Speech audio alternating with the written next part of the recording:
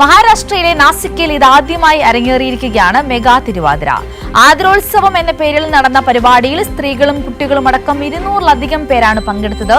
കേരളത്തിന്റെ പൈതൃക കലാരൂപമായ തിരുവാതിരയുടെ ഭംഗിയും മലയാളി ഐക്യത്തിന്റെ ശക്തിയും ഒരുമിച്ച് തെളിഞ്ഞ വേദിയായി മാറിയിരിക്കുകയായിരുന്നു ഈ ആദരോത്സവം. മഹാരാഷ്ട്രയിലെ നാസിക്കിൽ സംഘടിപ്പിച്ച ആദരോത്സവം മലയാളി സമൂഹത്തിന്റെ ആവേശകരമായ പങ്കാളിത്തത്തോടെ സാംസ്കാരിക മഹോത്സവമായി മാറി. നാസിക്കിന്റെ വിവിധ ഭാഗങ്ങളിൽ നിന്നെത്തിയ 200-ലധികം പേരാണ് സംഘനൃത്തത്തിൽ പങ്കെടുത്തത്. ആദരോത്സവം മഹാരാഷ്ട്രയുടെ മണ്ണിൽ കേരളീയ കലാസൗന്ദര്യത്തിന്റെ നൂതനാനുഭവമായി.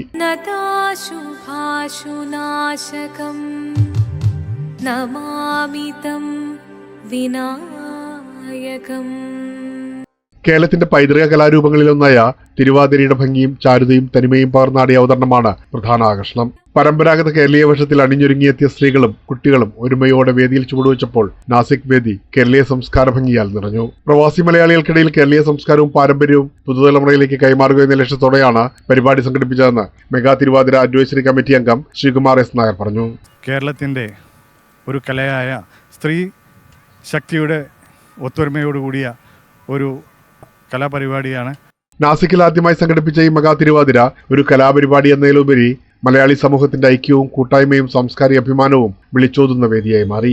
Mega Thiruvathira committee chairperson Bindu Ashok, കൺവീനർമാരായ ജയകുറുപ്പ്, ജലജ സുഗണൻ, ഏകോപനം നിർവഹിച്ച വിനീത പിള്ള, ശ്രീരേഖ നായർ, ട്രഷറർ വിജയ ഗോവിന്ദ് നായർ എന്നിവർ ചേർന്നാണ് ആദരോത്സവം ഔപചാരികമായി ഉദ്ഘാടനം ചെയ്തത്.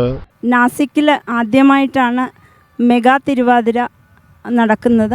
2 മാസത്തോളമായിട്ട് നാസിക്കിലെ മലയാളി മഹിളകൾ പ്രയത്നിക്കുകയാണ്. പ്രായഭേദമന്യേ എല്ലാവരും വളരെ സന്തോഷത്തോടു കൂടെ നാസിക്കിലെ എല്ലാ മഹിളകളും ഒറ്റക്കെട്ടായി നിന്ന് നടത്തുന്ന ഒരു പരിപാടിയാണ് ഇത്. പ്രദേശത്തെ ജനപ്രതിനിധികളും ചടങ്ങിൽ സന്നിഹിതരായി. സ്ത്രീ ശാക്തീകരണത്തിന്റെ ഒരു ഉത്തമ ഉദാഹരണമാണ് നാസിക്കിൽ ഇന്ന് നടക്കുന്ന മെഗാ തിരുവാതിര.